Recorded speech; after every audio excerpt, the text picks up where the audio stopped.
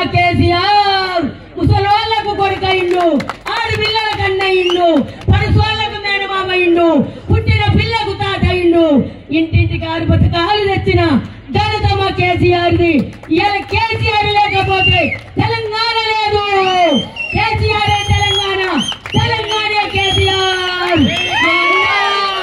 జై తెలంగాణ, జై కేసీఆర్. అందరికీ విజ్ఞప్తి, ఇక్కడ